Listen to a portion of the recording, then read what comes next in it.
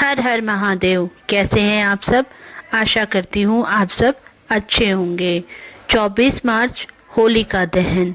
आप सभी को जानते हैं होलिका दहन 24 मार्च का है। होलिका दहन से पहले कुछ ऐसी बातें हैं जिनको अगर हम ध्यान रखते हैं तो हमारे परिवार में कलह, लड़ाई, किसी भी तंत्र मंत्र का कोई असर नहीं हो पाता।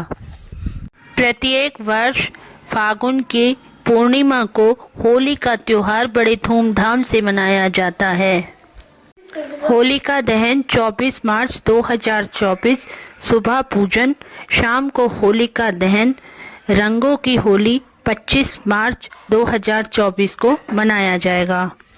24 मार्च होलिका दहन के दिन तंत्र मंत्र से बचने के लिए होलिका जलाते समय ध्यान रखने वाली कुछ बातें जिनका हमें ध्यान रखना बहुत ज़रूरी है। होलिका दहन के समय कुछ नियम, कुछ बातें हमें हमेशा ध्यान रखनी चाहिए।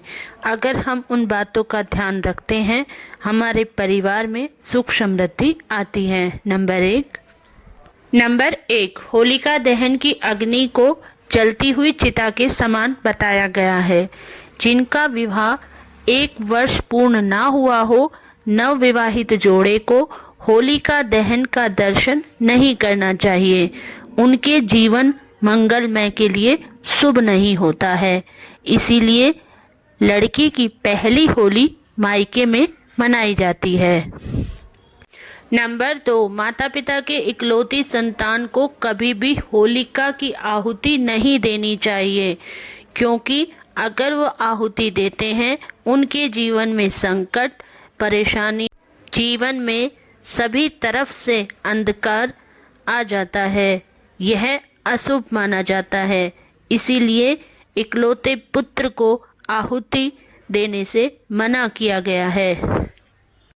नंबर 3, होलिका दहन के दिन कोई भी शुभ कार्य, गृह प्रवेश, कोई भी पूजा, कोई भी पाठ, कोई भी मांगलिक कार्य, मुंडन, किसी भी स्थान का गृह प्रवेश, घर या मकान में कोई भी कार्य शुभ नहीं करवाना चाहिए।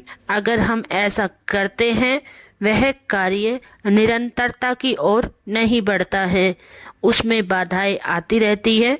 इसीलिए हमें इस बात का अवश्य ध्यान रखना चाहिए। नंबर 4, होलिका दहन के दिन हमें कोई भी पैसे का लेन देन नहीं करना चाहिए। ना किसी को उधार देना चाहिए, ना किसी से पैसे उधार लेने चाहिए। अगर हम कोई कर्ज या उधार लेते हैं तो वह हमारा चुकता करने में बहुत परेशानियों का सामना करना पड़ता है। ये लक्ष्मी हमसे रूठ जाती है, इसीलिए हमेशा इस बात का ध्यान रखें। नंबर 5, होलिका दहन के दिन सड़क, चौराहे, घर के सामने किसी भी ऐसी वस्तु को स्पर्श ना करें, ना उठाएं जिससे हमें परेशानियों का सामना करना पड़े। लोग अपनी परेशानियों का उपाय करते हैं और एक दूसरी जगह रख देते हैं। कुछ लोग अनजाने में उसको उठा लेते हैं और वो इस समस्या से घिर जाते हैं। इसीलिए हमेशा ध्यान रखें, कोई भी चीज़, पैसा, वस्त्र, सिक्के, मटकी, सफ़ेद खाद्य पदार्थ, किसी भी ऐसी चीज़ को स्पर्श ना करें। नंबर 6, गर्भवती महिलाओं को होलिका दहन की अग्नि की परिक्रमा नहीं करनी चाहिए। माना जाता है ऐसा करने से उनके शिशु में अपंगता या किसी तरह का रोग उत्पन्न हो जाता है जो आजीवन कष्ट देता है। इसीलिए कभी भी गर्भवती महिलाओं को होलिका दहन की अग्नि की परिक्रमा नहीं करनी चाहिए। नंबर 7, नवविवाहित स्त्रियां पहली होली अपने मायके में मनाएं। अगर वो ऐसा करती हैं तो उनके जीवन में सभी रंग और सभी खुशियां जीवन में आ जाती हैं। पहली होली मायके में मनाने से जीवन भर हर्ष और उल्लास के साथ जीवन बीतता है। इसीलिए हमेशा यह ध्यान रखें, किसी के घर में अगर शादी हुई है तो पहली होली मायके में मनाएं। नंबर 8, किसी से भी लड़ाई झगड़ा ना करें।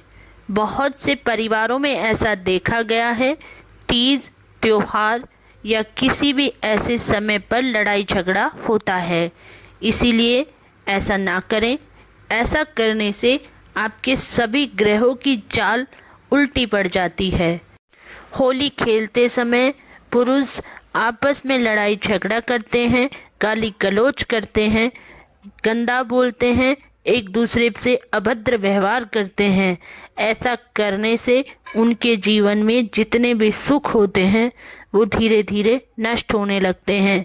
इसीलिए किसी भी त्योहार पर, होली पर, दिवाली पर कभी भी लड़ाई झगड़ा ना करें।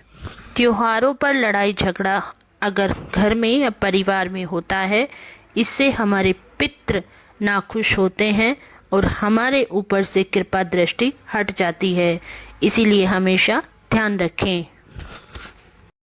नंबर 9, बुजुर्गों का अपमान ना करें।